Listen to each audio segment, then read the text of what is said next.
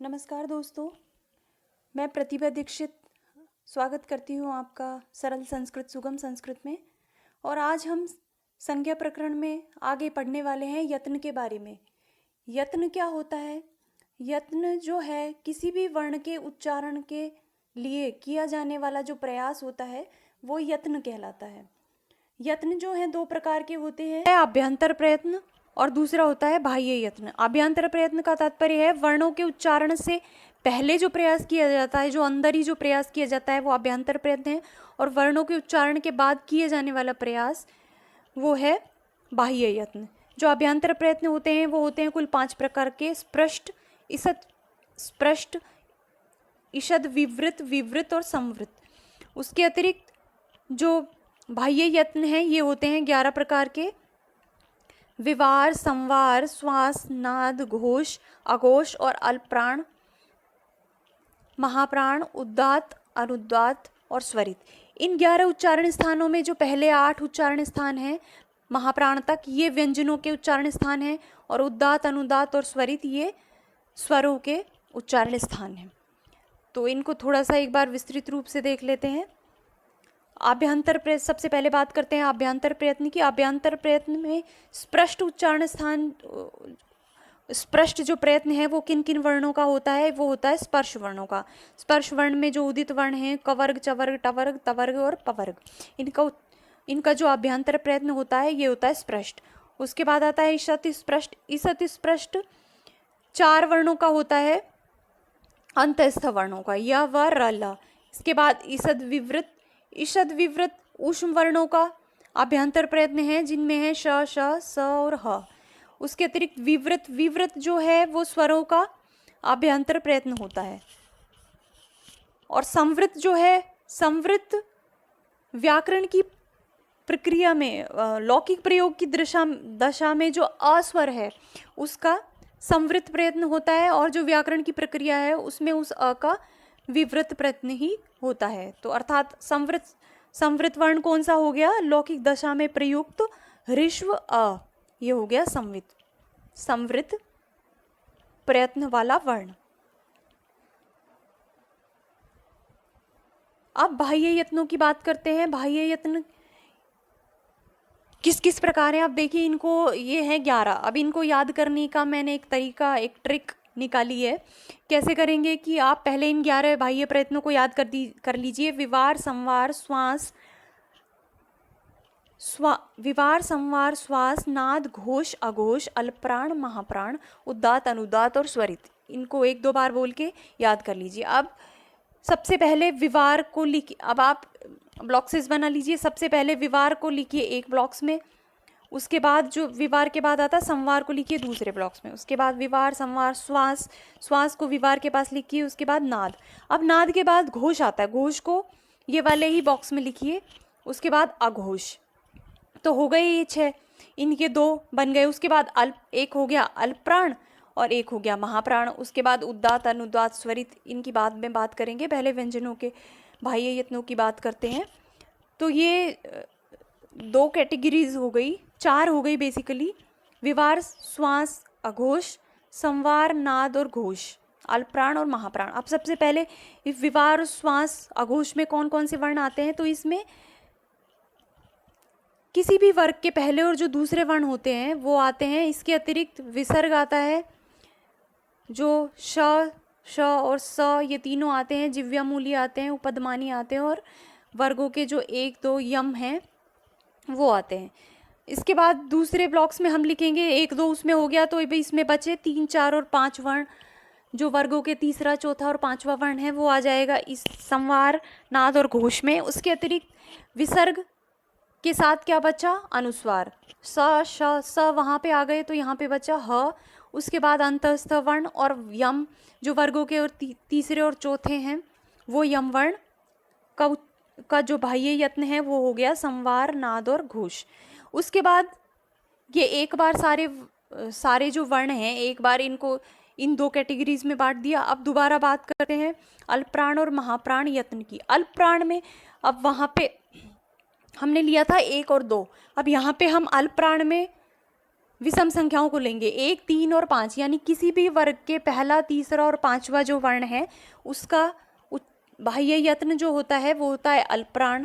उसके अतिरिक्त य, व, र, ल जो ये अंतस्थ वर्ण है इनका बाह्य यत्न भी अल्पप्राण होता है। अब बचे 1, 3, 5 ले लिया, अब बचे दूसरा और चौथा वर्ण। तो जो वर्गों के दूसरे और चौथे वर्ण हैं और जो श, स, ह इनका जो बाह्य यत्न है वो होता है महाप्राण। इस प्रकार आप अगर ये सारणी बना के खुद से याद करने की कोशिश करेंगे तो आपके लिए बहुत ही आसान हो जाएगा। और अगर आपको ये सारणी बनाना भी आ गया तो आप अगर कहीं पे कोई किसी वर्ण का किसी एग्ज़ाम में कोई बाह्य यत्न, आभ्यंतर यत्न ये पूछे जाते हैं तो आप वहाँ पे भी ये सारणी बना के, मतलब इनको रटने की ज़रूरत नहीं होगी कि आप अल्पप्राण वाले वर्ण रटें या महाप्राण वाले वर्ण रटें, व्यवहार, संवार ये सब रटें। इनको रटने की आवश्यकता नहीं है। थोड़ा सा तर्क लगा के यहाँ पे आप एक सारणी वहाँ पे भी बना सकते हैं और फिर उसका सही उत्तर प्राप्त कर सकते हैं। ये हो गई बाह्य यत्नों की बात। अब इन बाह्य यत्नों में जो सभी स्वर हैं इनके 3 बाह्य यत्न हो, ये 8 जो बाह्य यत्न हैं ये व्यंजनों के होते हैं। अब इसके बाद जो 3 बाह्य यत्न बचे उद्दात, अनुदात और स्वरित, ये होते हैं स्वरों के। इनमें उद्दात क्या है? उच्चई उद्गार था, तालु आदि उच्चारण ऊंचे से जो उच्चई उद्दात अर्थात जो ऊंचे से जो उच्चारण जो यत्न किया जाता है वो उद्दात होता है। नीचई अनुदात और नीचे जो बाह्य यत्न किया जाता है नीचे स्थानों से उनको वो है अनुदात। और जो उद्दात और अनुदात का जो समाहार होता है, जो बीच से उच्चरित किया जाता है, वो है समाहार स्वरितः। तो उच्चई उद्दात को लिखने के अब इनको एक ही स्वर का उद्दात बाह्य यत्न है, अनुदात है, स्वरित है। पता कैसे चलेगा कि उस उद्दात का मतलब उस वर्ण का, जैसे अवर्ण ले लिया हमने, अस्वर ले लिया, पता कैसे चलेगा कि इसका बाह्य यत्न उद्दात है, अनुदात है, स्वरित है? इनको बताने के लिए वैदिक संस्कृत में कुछ चिन्हों का प्रयोग किया जाता है। तो उद्दात के लिए किसी भी चिन्ह का प्रयोग नहीं किया जाता। अगर केवल ये स्वर ऐसे लिखा है अर्थात ये उद्दात अ है। अनुदात के लिए स्वर के नीचे आड़ी रेखा का प्रयोग किया जाता है, आड़ी पंक्ति का प्रयोग किया जाता है। जैसे अ है और उसके नीचे ये एक इस प्रकार से पंक्ति खींची गई है तो इसका तात्पर्य ये अनुदात अ है। और अगर स्वर के ऊपर खड़ी रेखा हो तो इसका तात्पर्य है वो स्वरित यत्न वाला वर्ण है। ये तीनों जो उद्दात, अनुदात, स्वरित हैं, अब हालांकि लौकिक संस्कृत में और बोलचाल में इनका प्रयोग नहीं किया जाता, लेकिन वैदिक संस्कृत में इनका प्रयोग किया जाता था। तो ये हो गए स्वरों के 3 बाह्य यत्न। अब इस प्रकार जो निष्कर्ष निकला उनसे पता चला कि प्रत्येक व्यंजन जो है उसके 4-4 बाह्य यत्न होते हैं। जैसे किसी भी व्यंजन का या तो विवार, श्वास और आघोष होगा या फिर होगा संवार, नाद और घोष। उसके अतिरिक्त या तो वो अल्पप्राण होगा या वो महाप्राण होगा। इस प्रकार 3 तो ये हो गए और एक हो गया अल्पप्राण या महाप्राण। तो प्रत्येक व्यंजन का 4-4 बाह्य यत्न होता है। प्रत्येक स्वर के 3-3 बाह्य यत्न होते हैं, वो हमने देख ही लिए, उद्दात, अनुदात और स्वरित। और प्रत्येक वर्ण का जो आभ्यंतर यत्न है वो एक ही होता है।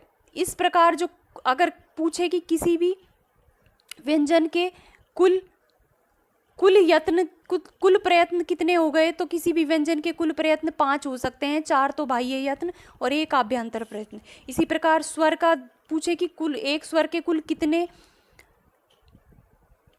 यत्न हो सकते हैं, तो स्वर के कुल 4 यत्न हो सकते हैं। 3-3 तो उसके एक स्वर का 3 बाह्य यत्न होता है और 1 आभ्यंतर प्रयत्न होता है। इस प्रकार हो गया यत्नों की बात। अब इत संज्ञा की बात कर लेते हैं। संज्ञाओं के विषय में थोड़ा अध्ययन करते हैं। संज्ञाएं, इत संज्ञा के लिए 6 सूत्रों का उल्लेख किया गया है, जिसमें से एक है उपदेशे अच अनुनासिक इत, एक है हलंत्यम, एक है आदिर्यी टुडुवह, शह प्रत्यक्ष चूटू और लशक्व तद्दिते, या फिर यूं कह लीजिए लश कु अतद्विते। ये 6 जो हैं इत संज्ञा विधायक सूत्र हैं। उनमें से पहले देखते हैं उपदेशे अच अनुनासिक इत को।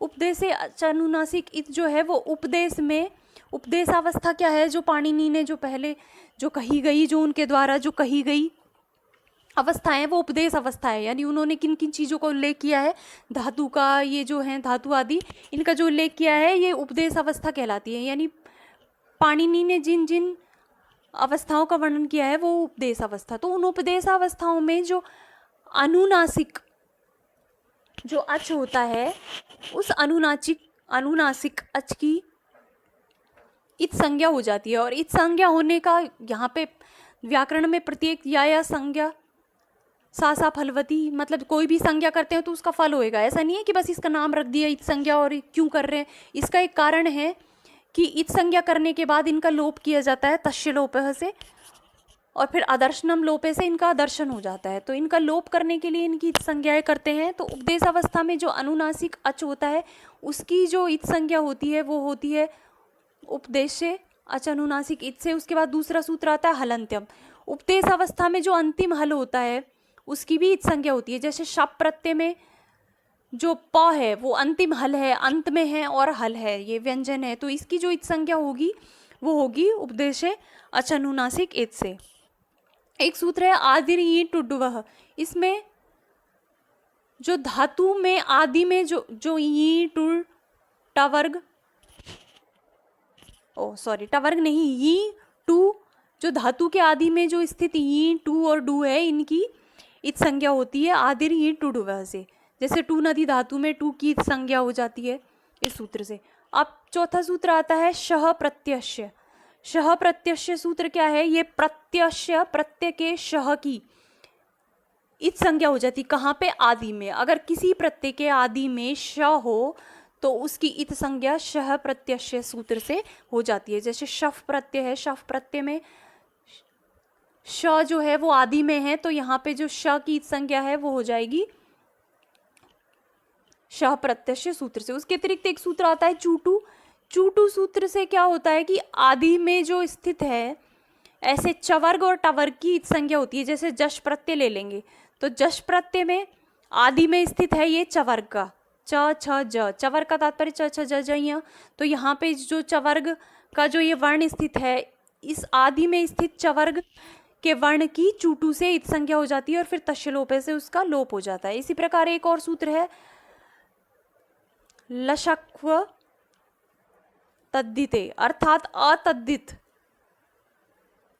लशक्व तद्दिते अर्थात ल श और कु अतद्दिते, अतद्दित में, अर्थात जहाँ पे तद्दित ना हो वहाँ पे आदि में जो स्थित ल है, जो श है, लवर्ण शवर्ण और जो कु जो कवर्ग है, उनकी इत संज्ञा हो जाती है। जैसे कि शश प्रत्यय लेते हैं, शश प्रत्यय में जो श है वो आदि में स्थित श है, तो जो उसकी इत संज्ञा है वो होगी लशक्व अतद्दिते से। इसके बाद जो इत संज्ञक वर्ण है इनका तस्य लोप है से लोप हो जाता है। उसके बाद एक सूत्र आता है अदर्शनम लोप है। अदर्शनम लोप है क्या कहता है कि अदर्शन होना लोप कहलाता है। अब हमने इत संज्ञा कर दी और तस्य लोप है से लोप कर दिया, इसका तात्पर्य कदापि नहीं है कि लोप हो गया तो वो वर्ण नष्ट हो गया। वो वर्ण नष्ट नहीं होता किंतु दिखाई नहीं देता, उनमें जो होने वाला कार्य है वो हो जाता है। जैसे शप प्रत्यय हो, उसमें श की इत संज्ञा हो गई और वो दिखाई नहीं दे रहा, किंतु शित ये एक संज्ञक वर्ण हो गए, शित संज्ञक वर्ण, जहाँ पे श की इत संज्ञा है, तो शित को मानकर होने वाले सभी कार्य वहाँ पे हो जाते हैं। एक अगला सूत्र आता है परः सन्निकर्ष संहिता। परः सन्निकर्ष संहिता क्या है, वर्णों की अत्यधिक सन्निधि को संहिता कहते हैं, अर्थात वर्णों का अत्यधिक सामिप्य जो है वो संहिता कहलाता है। किसी भी वर्ण में अर्धमात्रा से कम का जब अंतर होता है तो उसको संहिता कहते हैं, और संहिता ही संधि होती है। संहिता करने के कुछ नियम है कि संहिता कहाँ कहाँ पे नित्य होती है, कहाँ पे संहिता है मतलब सन्निधि संधि जो है वो जरूर करनी चाहिए और कहाँ पे नहीं। तो उसका एक है संहिता एक पदे नित्या धातु उपसर्गयो नित्या समासे वाक्ये तु सा विवक्षाम अपेक्षते, कि जो संहिता है वो एक पद में अवश्य होती है। कोई भी एक पद है तो वहाँ पे अगर अर्धमात्रा से कम का, जैसे कि विद्या और आलय, यहाँ पे अर्धमात्रा से कम का अगर अंतर है तो हमको इन दोनों का जो है संहिता करके ही लिखना चाहिए, ये नित्य होनी चाहिए। उसके अतिरिक्त धातु और जो उपसर्ग हैं उनमें नित्य होती है संहिता, उसके अतिरिक्त समास में भी संहिता नित्य होती है। और वाक्य में अगर आप वाक्य कोई बोल रहे हैं तो वहाँ पे अगर आप बोलते वक्त उनको साथ बोलना चाहते हैं संहिता को, शब्दों को, तो आप बोल सकते हैं। वहाँ पे आप करना चाहते हैं तो आप कर सकते हैं, और अगर आप नहीं करना चाहते तो नहीं। विवक्षाम मतलब बोलने वाले की इच्छा पर, उसकी बोलने वाले की विवेक पर, उसकी इच्छा पर निर्भर करता है कि वहाँ पे वो संहिता करेगा या नहीं। इसके बाद एक सूत्र आता है आदि अंतेन संहिता। आदि अंतेन संहिता जो है ये प्रत्याहार संज्ञा विधायक सूत्र है। इस सूत्र के अनुसार जो अंतिम संज्ञक वर्ण है उसके साथ प्रारंभिक वर्ण की और उसके मध्य में आने वाले सभी वर्णों की प्रत्याहार संज्ञा होती है। अंतिम संज्ञक वर्ण के साथ जैसे ये अर्ण, ये हो गया, अब अंतिम संज्ञक वर्ण हो गया अर्ण, इसके साथ जो प्रारंभिक वर्ण है इसकी, और इन दोनों के मध्य में आने वाले जितने भी वर्ण हैं, इनके मध्य में जितने भी वर्ण आए उन सब की इत संज्ञा हो जाती है। यहाँ पे जो ये अंतिम इत संज्ञक वर्ण है इसकी प्रत्याहार संज्ञा नहीं होती, ये केवल उच्चारणार्थ होता है, इसकी इत संज्ञा नहीं होती। मतलब कि कोई इत संज्ञक वर्ण जिस आदि वर्ण के साथ संयुक्त है उस आदि वर्ण की और उसके और इत संज्ञक के मध्य में आने वाले सभी वर्णों की प्रत्याहार संज्ञा हो जाती है। हलो अनंतरा संयोग है। हलो अनंतरा संयोग क्या है कि हल अनंतरा, जिन हलों के मध्य कोई अंतर ना हो, जिनमें जब दो हलों के मध्य किसी व्यंजन का, किसी स्वर का व्यवधान ना हो, कोई स्वर ना आए बीच में, तो उन वर्णों की, उन हलों की, उन व्यंजनों की संयोग संज्ञा होती है। जैसे कि एक लेते हैं इंद्र उदाहरण के लिए, यहाँ पे जो न है, जो द है और जो र है, इनमें कोई अच बीच में नहीं आ रहा, तो इन जो ये हल हैं इनकी संयोग संज्ञा हो जाएगी। उसके बाद एक सूत्र आता है तुल्याश्य प्रयत्नम सवर्णम। तुल्य आश्य प्रयत्नम, जिनके आश्य से यहाँ तात्पर्य है तालु आदि उच्चारण स्थान, तो जिनके तालु आदि उच्चारण स्थान और प्रयत्न, जिनके आभ्यंतर प्रयत्न समान हो, उन दोनों की सवर्ण संज्ञा होती है। अब सवर्ण संज्ञा में कुछ विशेष बातें हैं वो भी देख लेते हैं कि ना अच हलो, सूत्र के अनुसार अच और हल हैं वो सवर्ण संज्ञक नहीं होते, यानी कुछ उच्चारण स्थान, कुछ आभ्यंतर प्रयत्न ऐसे हैं जहाँ पे कुछ उच्चारण स्थान ऐसे हैं, जैसे अकु विसर्जनीय नाम कंठ है, यहाँ पे अ और कवर्ग, ये जो अस्वर है और जो कवर्ग के जो हल हैं इनका उच्चारण स्थान एक ही है। किंतु ये सूत्र जो है ना चहलो, ये कहता है कि जो अच और हल हैं वो सवर्ण संज्ञक नहीं हो सकते। उसके बाद एक और बात आती है कि ए और आई और औ, ये जो हैं ये आपस में सवर्ण संज्ञक नहीं हो सकते।